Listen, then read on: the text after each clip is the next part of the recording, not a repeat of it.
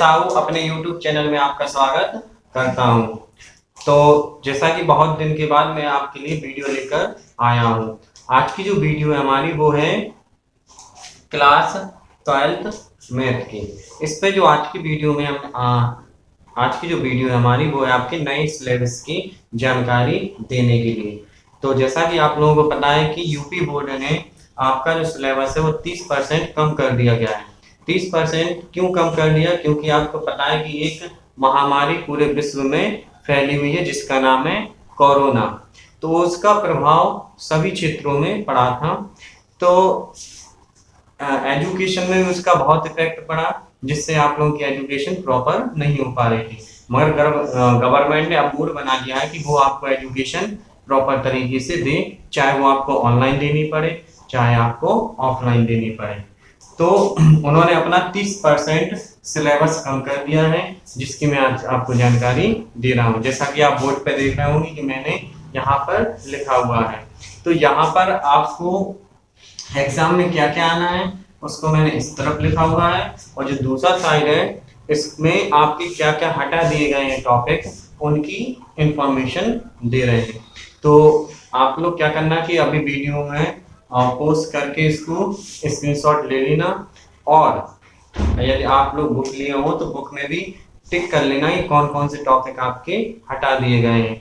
जैसा कि मैंने इसके पहले क्लास 11th की वीडियो डाली थी, तो उसमें क्या हुआ कि उनके जो सिलेबस थे उसमें चैप्टर भी कम किए गए और कुछ चैप्टर्स के टॉपिक भी कम कर दिए गए। लेकिन आपके लिए तो आपके जो सिलेबस है उसमें चैप्टर कम नहीं किए गए हैं, और आपके चैप्टर्स में कुछ टॉपिक कम कर दिए गए हैं। और आप लोगों को जो इंफॉर्मेशन वो दे दी जाए कि जो आपकी बोर्ड परीक्षाएं होंगी वो मार्च में ही होना है, इसलिए गवर्नमेंट ने 30% आपका सिलेबस कम कर दिया गया है, उसका शेड्यूल भी निकाल दिया है। तो यहाँ पर आज हम देखते हैं, देखिए यहाँ पर हमने लिखा हुआ है कि यूनिट, आपको कौन कौन सी यूनिट हैं और उन यूनिट में कौन से चैप्टर हैं, क्या पढ़ना है, क्या आपको हटा दिया गया है। तो यहाँ पर देखते हैं, सबसे पहले हम आपको यूनिट के बारे में बता दें। आपको 6 यूनिट पढ़नी है। 6 में से फर्स्ट यूनिट है आपकी संबंध तथा फलन, जिसको रिलेशन एंड फंक्शंस भी कहते हैं। ये आपकी आती है 10 मार्क्स के, 10 नंबर का आते हैं आपकी यूनिट फर्स्ट से। फिर यूनिट सेकंड से आते हैं, यूनिट सेकंड है आपकी अलजेब्रा, बीजगणित कहते हैं, जो आपकी आएगी 13 मार्क्स की। यूनिट थर्ड है आपकी कलन, कैलकुलस कहते हैं, जिसमें अवकलन और समाकलन दोनों मिक्स होते हैं। तो ये आपका इंपॉर्टेंट यूनिट है, 44 मार्क्स की आती है, मतलब 44 नंबर। 44 नंबर का मतलब होता है कि यदि आपने इस यूनिट को ही तैयार कर लिया तो आप एग्जाम में पास होने के दावेदार हो गए हैं। तो ये सबसे इंपॉर्टेंट यूनिट है, इसको हमें अच्छे से पढ़ना है।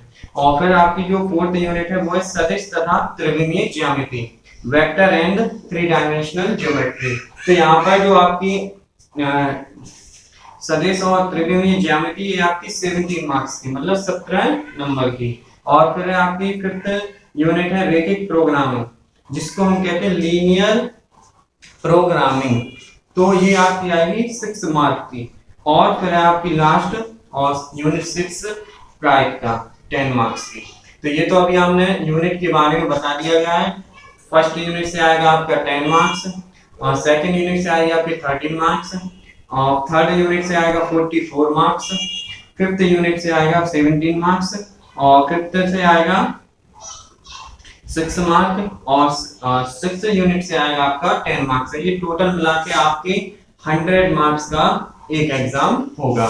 ठीक है, ये तो अभी आपको हमने यूनिट बताया है। अब हम आपको बताते हैं कौन कौन से चैप्टर आपको पढ़ने हैं। तो हम स्टूडेंट अब आगे देखते हैं, आते हैं अपने चैप्टर पे। तो यहाँ पर देखिए आपको 13 चैप्टर पहले थे और 13 चैप्टर आपको पढ़ने हैं। तो जो आपकी एनसीईआरटी की बुक थी वो 2 पार्ट में दी हुई थी, पार्ट 1 और पार्ट 2।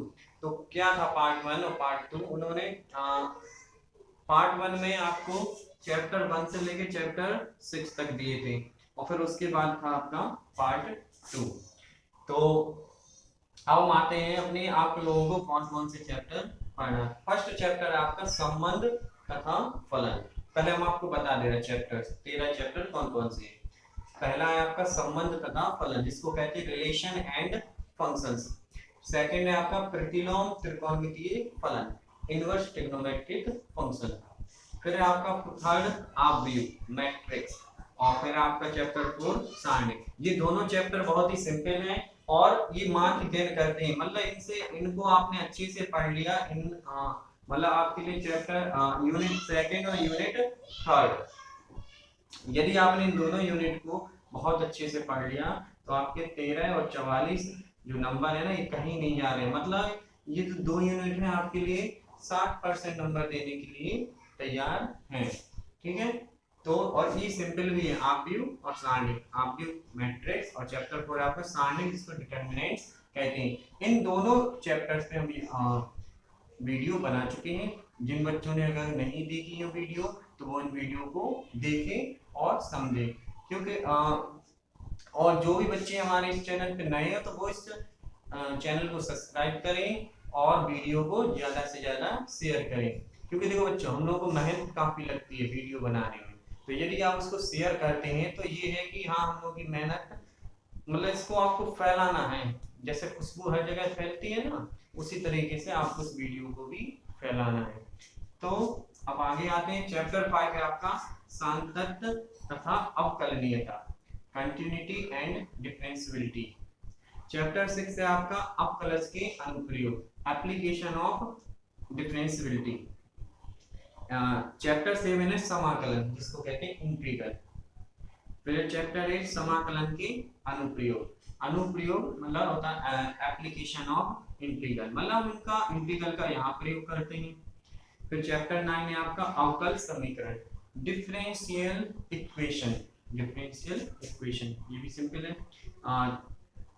चैप्टर 10 है आपका सदिश बीजगणित, वेक्टर अलजेब्रा। 11 है आपका चैप्टर त्रिविमीय ज्यामिति, 3 डायमेंशनल। अभी तक आप 11th में 2D पढ़ चुके हैं, मतलब 2 डायमेंशनल, अब आप पढ़ेंगे 3D, इसको 3D भी कहते हैं, 3 डायमेंशनल। और आपका चैप्टर 11 है रैखिक प्रोग्रामिंग, लीनियर प्रोग्रामिंग। और आपका चैप्टर 13 है प्रायिकता, प्रोबेबिलिटी। ठीक है, ये तो वो चैप्टर है जो आपको आने हैं। ठीक है, अब आपको क्या क्या हटा दिया गया है उसके बारे में हम बताते हैं। तो सबसे पहले हम बात करते हैं चैप्टर 1 संबंध तथा फलन। तो इसमें आपको हटा क्या क्या दिया है, फलनों का संयोजन तथा व्युत्क्रमीय फलन और द्विआधारी संक्रियाएं। और आपको इसमें पढ़ना क्या क्या है, हम आपको बुक की हेल्प से एक बार बता देते हैं। तो इस चैप्टर में जो पहला आपका चैप्टर है इसमें हम लोग पढ़ेंगे, देखिए संबंध तथा फलन दिया ना, तो संबंध, सबसे पहले हम संबंध के बारे में पढ़ेंगे, संबंध के प्रकार पढ़ेंगे। तो उसमें 3 प्रकार होते थे, स्वतुल्य, सममित और संक्रामक। स्वतुल्य, सममित और संक्रामक। जब हम इसकी वीडियो बनाएंगे वो भी आपको आसानी से बता देंगे, क्योंकि ये जो हम टॉपिक आपको बता रहे हैं स्वतुल्य, संक्रामक, स्वतुल्य, सममित और संक्रामक, इससे एग्जाम में क्वेश्चंस जरूर आता है। और यदि कोई फंक्शन ये तीनों कंडीशन रखता है, स्वतुल्य की, सममित की और संक्रामक की, तो उसको तुल्यता संबंध भी कहते हैं। तो ये भी आपका टॉपिक है तुल्यता संबंध। और फिर इसी में एकीकी तथा आच्छादक फलन, और बाकी आपको इसमें से नहीं पढ़ना है। फलनों का संयोजन तथा व्युत्क्रमीय फलन या द्विआधारी संक्रिया, ये आपको हटा दिया गया, ये नहीं पढ़ना है। ठीक है, तो ये बहुत अच्छा हुआ कि हटा दिया गया, ये थोड़ी बोरिंग टाइप की भी है। अब आते हैं हम सेकंड चैप्टर पे, प्रतिलोम त्रिकोणमितीय फलन, इनवर्स ट्रिग्नोमेट्रिक फंक्शन। इसमें आपको क्या हटा दिया गया है, प्रतिलोम त्रिकोणमितीय फलनों के आलेख तथा उनकी प्रारंभिक गुणधर्म, मतलब जो आपके tan inverse, sin inverse x और cot इनवर्स x, इस प्रकार के जो आपको ट्रिग्नोमेट्रिक, इनवर्स ट्रिग्नोमेट्रिक फंक्शन दिए थे, उनको आलेख बनाकर बताना पड़ता था, तो वो आपको हटा दिए गए। और उनकी क्या क्या गुणधर्म होते थे वो भी हटा दिए गए। इसमें आपको क्या क्या पढ़ना है कि आपको इनवर्स ट्रिग्नोमेट्रिक फंक्शन में इसकी परिभाषा, इसका परिसर, प्रांत, मुख्य मान, प्रतिलोम त्रिकोणमितीय फलनों के आलेख, ये आपको हटा दिए गए हैं और उनके गुणधर्म भी हटा दिए गए। तो जो बच्चे बुक लिए हो तो बुक में इनको क्रॉस कर दें हाँ, और एक बात है कि ये जो सिलेबस है वो 2020 और 21 के लिए लागू है। ऐसा नहीं है कि जो नेक्स्ट ईयर आएगा तो उसमें भी ये अप्लाई होगा, क्योंकि आपको पता है कि एक महामारी है जिसने इसने प्रभाव डाल दिया है। तो ये केवल 2020 और 21 के लिए है। हाँ, फिर आते हैं हम यूनिट सेकंड में, आप व्यू साइनिक। तो इसमें आपका कोई भी परिवर्तन नहीं किया गया है, मतलब आप जो पढ़ते हुए आ रहे थे वही आपको पढ़ना है। इनकी वीडियो हम बना चुके हैं, ठीक है, इंपॉर्टेंट है ये आपके लिए बहुत। तो इनकी वीडियो की लिंक हम डिस्क्रिप्शन में भी डाल देंगे, ठीक है। और यदि आपको इन चैप्टर से जुड़ी कोई भी जानकारी लेनी है, कोई भी क्वेरी है, तो उसकी हम व्हाट्सएप ग्रुप की लिंक और टेलीग्राम ग्रुप की लिंक डिस्क्रिप्शन में डाल देंगे, तो उसको ज्वाइन करके आप मुझसे पूछ सकते हैं। अब आते हैं चैप्टर 5, सांतत्व तथा अवकलनीयता। तो कंटिन्यूटी एंड डिफरेंशियबिलिटी, इस पर भी हम आपको वीडियो बना चुके हैं। कंटिन्यूटी पर और डिफरेंशियबिलिटी पर कुछ 7 पार्ट में बन गए थे, कुछ 2-3 टॉपिक उसके रह गए थे।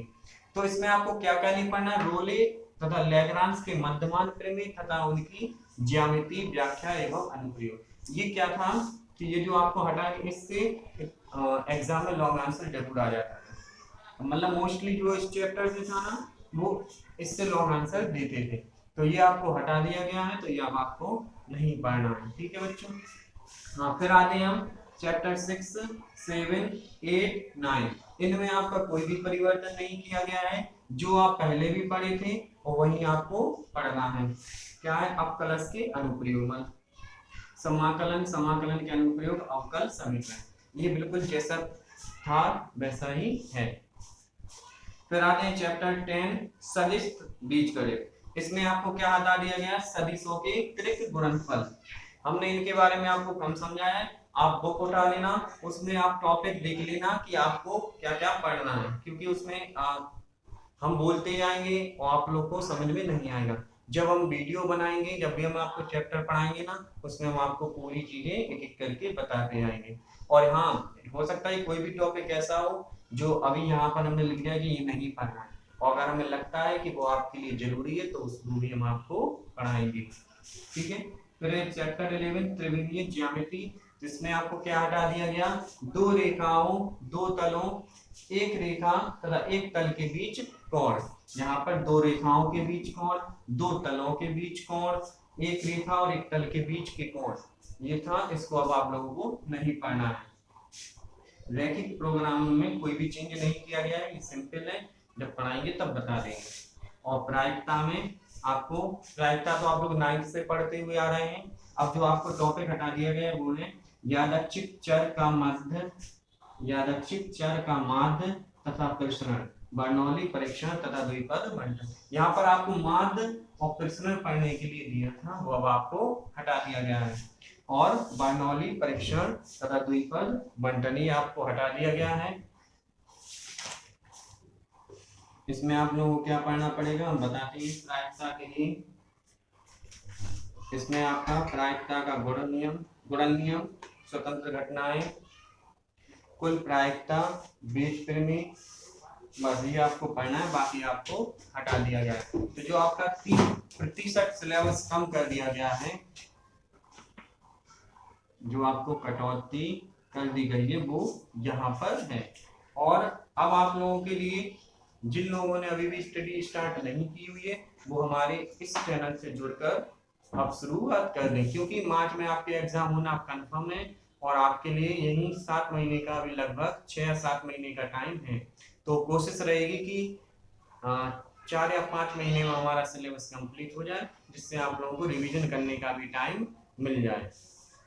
और आप लोगों के लिए मैं 10 सेकंड का टाइम दे रहा हूँ, आप लोग इसका स्क्रीनशॉट ले लें, अपनी कॉपी पे राइट कर लें, क्योंकि यदि आपको पता है कि क्या आपको पढ़ना है तो फिर आप उस पर अपना एक शेड्यूल बनाएं कि फिर हम उस चीज को कैसे पढ़ेंगे, जैसे हमें पता है कि ये चीज हमें पढ़ना है, तो इसका अब आप लोग एक टाइम बना लीजिए कि हमें इतनी टाइम में इसको फिनिश पढ़ के खत्म करना है। क्योंकि देखो, बोर्ड परीक्षा है, ये आपके लिए बहुत ही जरूरी है, आपके परिवार के लिए जरूरी है, ठीक है। और